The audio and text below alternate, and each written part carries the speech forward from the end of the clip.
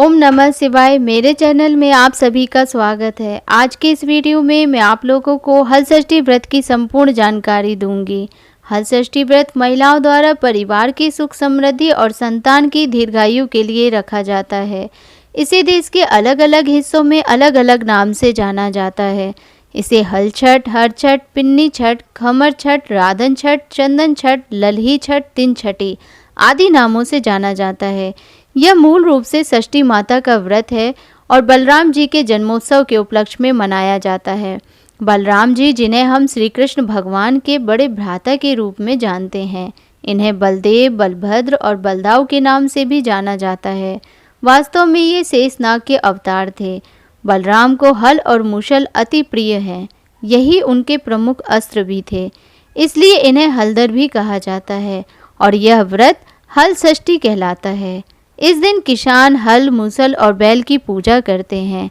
हल किसानों का भी प्रमुख औजार है जिससे वे खेती का कार्य करते हैं, इसलिए किसान इस दिन को त्योहार के रूप में मनाते हैं। इस व्रत को विशेषकर नवविवाहित स्त्रियां पुत्र कामना से व विवाहित स्त्रियां पहली संतान प्राप्ति पर संतान की दीर्घायु कामना से यह व्रत करती हैं। भाद्रपद मास के कृष्ण पक्ष का छठवां दिन अर्थात षष्ठी तिथि को हल षष्ठी का व्रत किया जाता है।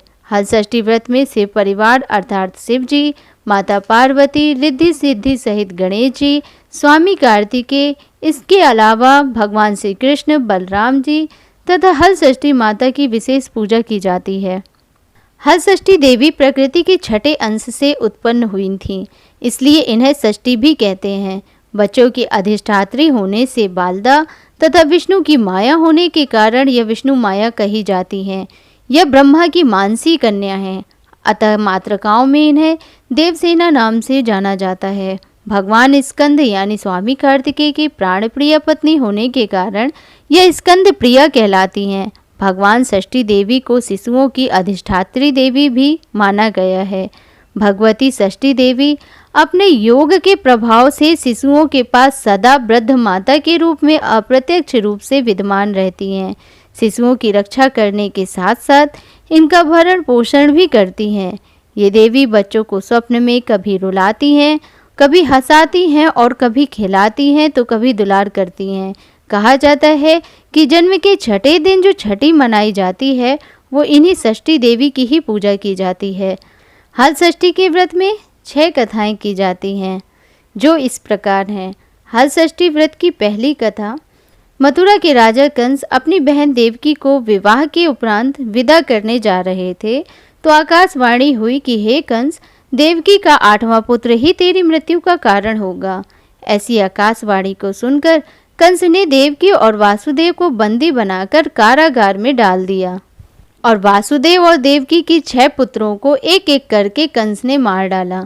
जब 7वें बच्चे के जन्म का समय नजदीक आया तो देवर्षि नारद जी वसुदेव और देवकी से मिलने पहुँचे और उनके दुख का कारण जानकर देवकी को हल षष्ठी देवी के व्रत रखने की सलाह दी।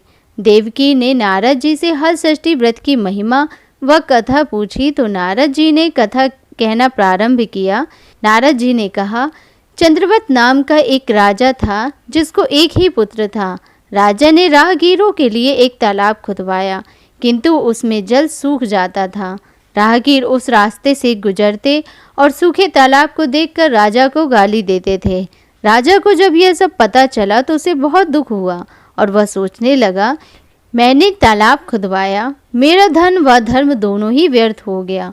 उसी रात राजा को स्वप्न में वरुण देव ने दर्शन देकर कहा कि यदि तुम अपने पुत्र की बलि तालाब में दोगे तो जल भर जाएगा। सुबह राजा ने स्वप्न की बात दरबार में सुनाई और कहा कि चाहे मेरा धन व धर्म भले ही व्यर्थ हो जाए पर मैं अपने पुत्र की बलि नहीं दूंगा।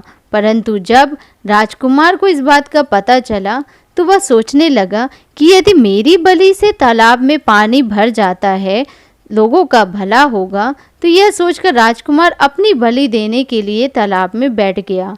अब वह तालाब पानी से लबालब भर गया और जल के जीव जंतु भी तालाब में परिपूर्ण हो गए। इकलौते पुत्र के बलि हो जाने से राजा दुखी होकर वन को चला गया। वहाँ 5 स्त्रियां व्रत कर रही थीं, जिसे देखकर राजा ने उनसे पूछा कि आप लोग कौन सा व्रत कर रही हैं तथा इस व्रत को करने से क्या फल मिलता है। तब स्त्रियों ने हल षष्ठी व्रत की संपूर्ण विधि राजा को बतलाई और कहा कि इस व्रत के प्रभाव से संतान दीर्घायु होती है और उस पर आया हुआ हर संकट माँ षष्ठी हर लेती हैं। यह सब सुनकर राजा वापस अपने नगर आया और रानी के साथ उस व्रत को किया। व्रत के प्रभाव से राजपुत्र तालाब से जीवित बाहर निकल आया। राजा परिवार सहित हल षष्ठी माता की जय जयकार कर सुखपूर्वक निवास करने लगा। इस प्रकार हल षष्ठी व्रत की पहली कथा पूरी होती है। अब नारद जी ने देवकी से हल षष्ठी व्रत की दूसरी कथा कहना शुरू किया। उज्जैन नगरी में 2 सौतन रहती थीं। एक का नाम रेवती तथा दूसरी का नाम मानवती था। रेवती को कोई संतान नहीं थी, जबकि मानवती के 2 पुत्र थे। रेवती अपनी सौत के बच्चों को देखकर हमेशा सौतिया ढाह से जलती रहती थी और मानवती के पुत्रों को मारने का जतन ढूंढती रहती थी। एक दिन रेवती ने मानवती से कहा कि बहन, आज तुम्हारे मायके से कुछ राहगीर मुझे मिले थे। उन्होंने बताया कि तुम्हारे पिता बहुत बीमार हैं और वह तुम्हें देखना चाहते हैं। पिता की बीमारी की बात सुनकर मानवती दुखी हुई। तब रेवती कहने लगी कि बहन, तुम शीघ्र अपने पिता से मिलने चली जाओ, मैं तुम्हारे आने तक बच्चों का ध्यान रखूंगी। रेवती की बात को सच मान और अपने पुत्रों को रेवती के हाथों में सौंपकर मानवती पिता से मिलने मायके चली गई। अब रेवती बच्चों को मारने का अच्छा मौका जानकर उन दोनों बच्चों को मारकर जंगल में फेंक गई। इधर मानवती जब मायके पहुंची तो पिता को स्वस्थ देखकर वह चकित रह गई और पिता को सारी बात बताई। अब मानवती अनहोनी के संदेह से वापस जाने की बात कहने लगी, किंतु मानवती की माता ने कहा कि पुत्री, आज हलषष्ठी माता के व्रत का दिन है, अतः तुम भी पुत्रों की दीर्घायु की कामना से यह व्रत कर आज की जगह कल चले जाना। माता की सलाह मानकर मानवती पुत्रों की स्वास्थ्य कामना से हलषष्ठी माता व्रत धारण कर दूसरे दिन अपने घर को निकली। रास्ते में वही जंगल पड़ा और वहां अपने बच्चों को खेलते देख उनसे पूछती है कि तुम लोग यहाँ कैसे पहुँचे। तब पुत्रों ने बताया कि आपके चले जाने के बाद हमारी दूसरी माता रेवती ने हमें मारकर यहाँ फेंक दिया था, तभी एक दूसरी स्त्री ने हमें फिर से जिंदा कर दिया। अब मानवती को समझते देर न लगी कि यह सब माता हलषष्ठी की कृपा से ही संभव है और माता की जयकार करती हुई घर को गई। नगर में मानवती के पुत्रों को पुनः जीवित देख और माता हलषष्ठी की महिमा जानकर सभी स्त्रियां हलषष्ठी व्रत करने लगीं। इस प्रकार हलषष्ठी व्रत की दूसरी कथा पूरी हुई। अब नारद जी ने देवकी से हलषष्ठी व्रत की तीसरी कथा कहना प्रारंभ किया कि दक्षिण भारत में एक सुंदर नगर है। वहाँ एक बनिया अपनी भार्या के साथ रहता था। दोनों पति पत्नी स्वभाव से बहुत अच्छे व संस्कारी थे। बनिया की पत्नी गर्भवती होती और संतान को जन्म देती थी, किंतु भाग्यवश उनकी संतान कुछ समय के बाद मर जाती थी। इस प्रकार एक एक करके बनिया की 6 संतान मृत्यु को प्राप्त हो गई। इस कारण दोनों पति पत्नी बहुत दुखी होकर मरने की इच्छा से वन की ओर चले गए। वहां जंगल में एक साधु से उनकी भेंट हुई तो उन्होंने साधु से अपनी सारी व्यथा सुनाई। साधु ने ध्यान लगाकर देखा कि बनिया की संतान कहाँ है। साधु ने ध्यान में यम, कुबेर, वरुण, इंद्रादि लोक में ढूंढा, किंतु जब वहां बनिया के बच्चे नहीं दिखे तो साधु ब्रह्मलोक गए। वहां साधु ने बनिया की संतानों को देखा और अपने माता पिता के पास लौटने का आग्रह किया। बच्चों ने वापस लौटने से मना करते हुए कहा कि मुनिवर, इससे पूर्व हम कई बार जन्म ले चुके हैं, हम अब नहीं जाना चाहते। तब साधु ने उनसे दीर्घजीवी संतान प्राप्ति का उपाय पूछा। उन आत्माओं ने कहा कि यदि बनिया और उसकी पत्नी माता हलषष्ठी का व्रत रख पूजन कथा श्रवण कर अपने पुत्र को व्रतोपरांत पोता से भीगा कपड़ा लगाए तो उनका वह बालक दीर्घजीवी होगा। उन आत्माओं से इस प्रकार व्रत की विधि जानकर साधु ध्यान से वापस आकर बनिया से हलषष्ठी व्रत की कथा व नियम आदि को बतलाते हैं। साधु से इस विधि को जानकर दोनों पति पत्नी घर को गए। जब हलषष्ठी व्रत का दिन आया तो उन्होंने व्रत रखा व संतान प्राप्ति का वर मांगा। माता हलषष्ठी की कृपा से अब बनिया की पत्नी गर्भवती हुई और एक सुंदर संतान को जन्म देती है। अगले व्रत में उन्होंने साधु के बताए अनुसार अपने पुत्र को पोता का भीगा कपड़ा लगाती है। अब माता की कृपा से अब उसकी संतान ने दीर्घायु को प्राप्त किया। बनिया का परिवार प्रसन्नता पूर्वक जीवन यापन करने लगा। इस प्रकार हलषष्ठी माता की तीसरी कथा समाप्त हुई। हलषष्ठी व्रत की चौथी कथा। एक बार राजा युधिष्ठिर ने भगवान श्री कृष्ण से अत्यंत शोक संतप्त भाव से कहा, हे देवकी नंदन, सुभद्रा अपने पुत्र अभिमन्यु के मरणोपरांत शोक संतप्त है। वह अभिमन्यु की भार्या उत्तरा के गर्भ की संतान भी ब्रह्मास्त्र के तेज से दग्ध हो रही है, क्योंकि दुष्ट अश्वत्थामा ने गर्भ को निस्तेज कर दिया। द्रौपदी भी अपने 5 पुत्रों के मारे जाने से अति दुखी है। अतः इस महादुख से उत्थान हेतु कोई उपाय बताएं। तब श्री कृष्ण जी ने कहा, राजन, यदि उत्तरा मेरे द्वारा बताए हुए अपूर्व व्रत को करे तो गर्भ का निस्तेज शिशु पुनर्जीवित हो जाएगा। यह व्रत जो भाद्रपद की कृष्ण पक्ष षष्ठी पर भगवान शिव, पार्वती, गणेश व स्वामी कार्तिकेय की विधि विधान द्वारा पूजन पुत्र पौत्र की अल्पायु व शोक के महादुख से मुक्ति प्रदाता है। इस व्रत के संदर्भ में श्री कृष्ण ने राजा युधिष्ठिर को कथा बतलाते हुए कहा कि पूर्व काल में सुभद्र नाम का एक राजा था, जिनकी रानी का नाम स्वर्णा था। राजा रानी को एक हस्ती नामक पुत्र था। एक बार राजपुत्र हस्ती धाय माँ के साथ गंगा जी स्नान करने गया। बाल स्वभाववश हस्ती जल में खेलने लगा। तभी एक ग्राह ने उसे खींचते हुए जल के अंदर ले गया। उसकी सूचना धाय माँ ने जाकर रानी स्वर्णा से कह सुनाई। इस पर रानी ने क्रोधवश धाय के पुत्र को धधकती हुई आग में डाल दिया। पुत्र शोक से व्याकुल धाय माँ निर्जन वन को चली गई और वन में एक सुनसान मंदिर के पास रहने लगी। वन में सूखा तृण, धान्य, महुआ आदि जो मिलता खाती और मंदिर में विराजित शिव, पार्वती, गणेश जी की पूजन कर दिन व्यतीत करने लगी। इधर नगर में एक अद्भुत घटना घटित हुई कि धाय माँ का पुत्र आग की भट्टी से जीवित निकल आया और खेलने लगा। यह खबर पूरे नगर में फैलती हुई राजा रानी के पास पहुंची, तो उन्होंने इस घटना के विषय में पुरोहितों से पूछा। तभी सौभाग्य से वहां दुर्वासा ऋषि पहुंचे। राजा रानी ने ऋषि का पूजन कर धाय पुत्र के जीवित हो जाने का कारण पूछा, तो दुर्वासा जी ने कहा कि राजन, आपके डर से धाय जंगल में एकांत होकर व्रत करती थी। यह सब उसी व्रत का प्रभाव है। अब राजा रानी सभी नगरवासियों के साथ दुर्वासा ऋषि के साथ उस जंगल में धाय माँ के पास गए। उस व्रत के विषय में अधिक जानकारी पूछी। तब धाय माँ ने कहा कि राजन, मैं पुत्र शोक से दुखित होकर यहाँ रहने लगी और यहाँ व्रत ग्रहण कर भगवान शिव, पार्वती, गणेश जी व स्वामी कार्तिकेय का पूजन कर सूखा तृण, धान्य, महुआ आदि खाकर रहने लगी। तब रात को मेरे स्वप्न में शिव परिवार के दर्शन हुए और तुम्हारा पुत्र जीवित हो जाएगा वरदान दिया। अब रानी ने व्रत की विधि विधान को पूछा, तो दुर्वासा जी ने हलषष्ठी व्रत की संपूर्ण विधि विधान बतलाया। राजा रानी ने हलषष्ठी व्रत की महिमा जानकर व्रत को किया। व्रत के प्रभाव से राजपुत्र हस्तिग्राह के चंगुल से छूटकर खेलते हुए नगर आया।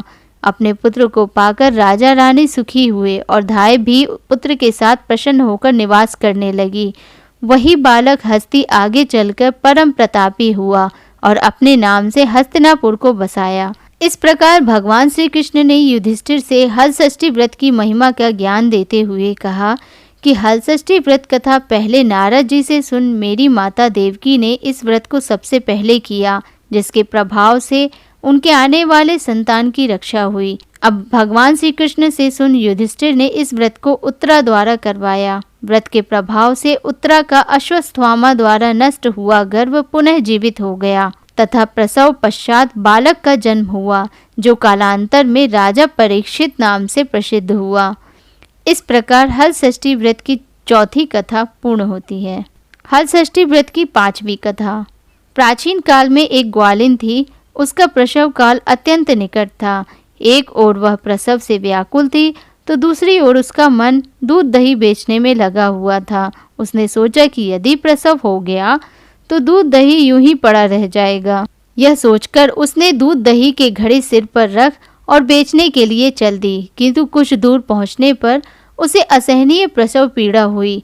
वह एक झरबेरी की ओट में चली गई और वहां एक बच्चे को जन्म दिया। वह बच्चे को वहीं छोड़कर पास के गांव में दूध दही बेचने चली गई। संयोग से उस दिन हल षष्ठी थी। गाय भैंस के मिश्रित दूध को केवल भैंस का दूध बताकर उसने सीधे साधे गांव वालों में बेच दिया।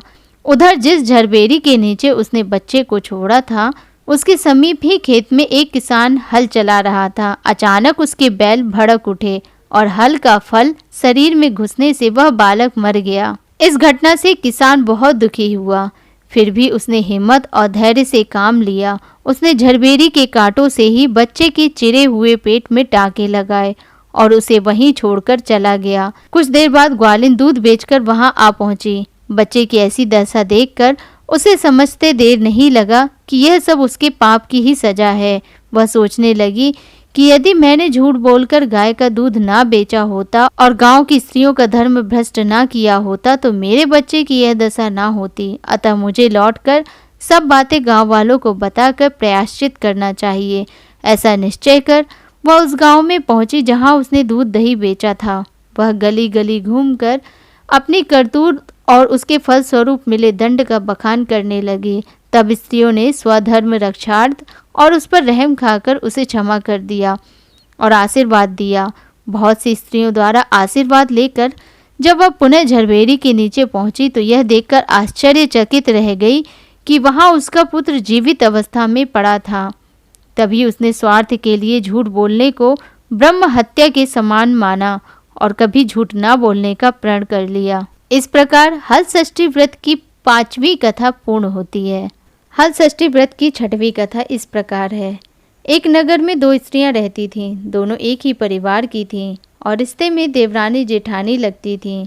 देवरानी का नाम सलोनी था, जो बड़ी ही नेक, सदाचारणी व दयालु थी। जेठानी का नाम तारा था। वह स्वभाव से ही बड़ी दुष्ट थी। एक बार दोनों ने हल षष्ठी का व्रत किया। विधिवत पूजन इत्यादि के बाद शाम को दोनों भोजन करने के लिए थालियां परोसकर ठंडी होने के लिए रखकर बाहर जा बैठी। उस दिन सलोनी ने खीर तथा तारा ने महेरी बनाई थी। अचानक 2 कुत्ते उनके घर में घुसे और भोजन करने लगे। अंदर से चप-चप की आवाजें आई तो दोनों अपने अपने कक्ष के भीतर जाकर देखने लगी। सलोनी ने कुत्ते को खीर खाते देखा तो कुछ नहीं बोली तथा बर्तन में बची हुई बाकी खीर भी उसके आगे डाल दी। लेकिन तारा थाली में मुंह मारते कुत्ते को देखते ही आग बबूला हो गई। उसने कमरे का द्वार बंद किया और फिर डंडा लेकर कुत्ते को इतना मारा कि उसकी कमर ही तोड़ डाली। कुत्ता अधमरा होकर जैसे तैसे जान बचाकर वहां से भागा। दोनों कुत्ते जब बाहर मिले तो एक दूसरे का हालचाल पूछने लगे। जो कुत्ता सलोनी के यहाँ गया था वह बोला कि मैं जिसके कक्ष में गया था वह स्त्री तो बड़ी भली है। मुझे खीर खाते देखकर भी उसने कुछ नहीं कहा, बल्कि बर्तन में खीर खत्म हो जाने के बाद उसने उसमें और खीर डाल दी ताकि मैं भरपेट खा सकूं। उसने तो मेरी आत्मा ऐसी तृप्त की कि मैं उसे बार बार आशीर्वाद दे रहा हूँ। मेरी तो ईश्वर से यही कामना है कि मरने के बाद मैं उसी का पुत्र बनूं और जीवन भर उसकी सेवा करके इस ऋण को चुकाता रहूं। जिस प्रकार उसने मेरी आत्मा को तृप्त किया है उसी प्रकार मैं उसकी आत्मा को तृप्त और प्रसन्न करता रहूं। अब तुम बताओ, तुम्हारे साथ क्या बीती? लगता है तुम्हारी तो वहाँ खूब पिटाई हुई है। दूसरा कुत्ता बड़े ही दुखी स्वर में बोला, तुम्हारा अनुमान ठीक ही है भाई। आज से पहले मेरी ऐसी दुर्गति कभी नहीं हुई थी। पहले तो थाली में मुंह मारते ही सारा जबड़ा हिल गया। फिर भी भूख से परेशान होकर मैंने 2-4 कौर सटके ही थे कि वह दुष्ट आ गई और कमरा बंद करके डंडे से उसने मुझे इतना मारा कि मेरी कमर ही तोड़ डाली। मैं तो ईश्वर से यही निवेदन करता हूँ कि अगले जन्म में मैं उसका पुत्र बनकर उससे बदला चुकाऊं। जैसे उसने मार मार कर मेरी कमर तोड़ी है, वैसे ही भीतरी मार से मैं भी उसका हृदय और कमर तोड़ डालूं। कहते हैं कि बेजुबान की बद्दुआ बहुत बुरी होती है। इसे देवयोग ही कहा जाएगा कि दूसरा कुत्ता शीघ्र ही मर गया और मरकर उसने तारा के घर में ही पुत्र रूप में जन्म लिया। पुत्र रत्न पाकर तारा बहुत खुश हुई और पुत्र को लेकर उसने अपने मन में बड़े बड़े मंसूबे बांध लिए। मगर दूसरे दिन ही जब घर घर में हल षष्ठी का पूजन हो रहा था, वह लड़का मर गया। तारा की तो जैसे दुनिया ही उजड़ गई। वह दहाड़े मार मार कर रोने लगी, मगर किया क्या जा सकता था। जैसे तैसे उसने अपने सीने पर सब्र का पत्थर रख लिया। फिर तो हर वर्ष उसके लड़का होता और हल षष्ठी के दिन मर जाता। जब 3-4 बार ऐसा हुआ तो तारा को इस पर कुछ संदेह हुआ कि आखिर मेरा लड़का हल षष्ठी को ही क्यों मरता है। फिर एक रात सपने में उसे वही कुत्ता दिखाई दिया। उसने कहा, मैं ही बार बार तेरा पुत्र होकर मृत्यु को प्राप्त हो रहा हूँ। तूने मेरे साथ जो व्यवहार किया था, मैं उसी का बदला चुका रहा हूँ। तारा बहुत दुखी हुई और उसने अपने किए का प्रायश्चित करने का उपाय पूछा। तब उस कुत्ते ने बताया, अब से हल षष्ठी के व्रत में हल से जुता हुआ अन्न या गाय का दूध दही ना खाना, होली की भुनी हुई बाल और होली की धूल आदि हलछट पूजा में चढ़ाना, तब कहीं मैं तेरे घर में आकर जीवित रहूंगा। तारा ने वैसा ही किया और इस हल षष्ठी के व्रत के प्रभाव से उसकी संतान जीने लगी। तभी से संतान कामना और सुख सौभाग्य के लिए यह व्रत किया जाता है। इस प्रकार हल षष्ठी व्रत की 6वीं कथा समाप्त हुई। इन कथाओं को सुनकर देवकी ने नारद जी से तथा युधिष्ठिर ने श्री कृष्ण से पूछा कि इस व्रत का विधान क्या है। तब नारद जी ने देवकी से तथा श्री कृष्ण जी ने युधिष्ठिर से कहा कि भादव मास की कृष्ण पक्ष की पंचमी के दिन यह व्रत का संकल्प कर दिन में एक बार भोजन करें तथा छठ के दिन घर की सफाई कर आंगन को गोबर से लीप कर शुद्ध करें। नदी, तालाब या कुएं के जल से स्नान कर एक बार का धुला हुआ कपड़ा धारण कर सौभाग्य के समस्त श्रृंगार से सुसज्जित होकर दोपहर के बाद सुंदर स्थान पर गौ के गोबर से लीप कर चौक बनाकर हल षष्ठी माता की मूर्ति बनावें या कागज पर भैंस के घी में सिंदूर मिलाकर मूर्ति बनाकर पीठा या फिर कुश या पलास के पत्ते के आसन में स्थापित करें और पूर्व मुख होकर के पूजा करें। पूजा के स्थान पर बच्चों के खिलौने तथा पोता रखें। कलश तथा गणेश जी की पूजा करके श्रद्धा के साथ हल षष्ठी माता की पूजा करें। कृत्रिम तालाब बनाकर उसमें जल देवता वरुण जी का पूजन कर व्रत की कहानियां पढ़ें या सुनें। पूजा के अंत में महुए के पत्ते में जल से उपजे धान का प्रयोग करें। उस दिन खेत या हल चली धरती पर ना चलें। इस विधि से जो नारी व्रत रखेगी उसकी समस्त मनोकामनाएं पूर्ण होंगी तथा जीवन सुखमय होगा। व्यास जी के अनुसार इस व्रत के प्रभाव से ही देवकी ने श्री कृष्ण को पाया तथा युधिष्ठिर और द्रौपदी ने व्रत की महिमा सुनकर बहु उत्तरा के साथ व्रत किया, जिसके प्रभाव से उत्तरा के गर्भ से मृत बालक को जीवित पाया, जिसका नाम परीक्षित पड़ा। इस विधान से जो भी नारी ये व्रत करेगी उसकी देवकी तथा द्रौपदी के समान सभी मनोकामनाएं पूर्ण होंगी। ये हल षष्ठी माता की 6 कहानियां हैं। आमतौर पर 6 कहानियां एक साथ नहीं मिलती हैं। हर छठ के व्रत में 6 कहानियां कहने का विधान है। मेरी यह कोशिश आपको पसंद आई हो तो मेरे YouTube चैनल को लाइक करिएगा, शेयर करिएगा, सब्सक्राइब करिएगा। धन्यवाद।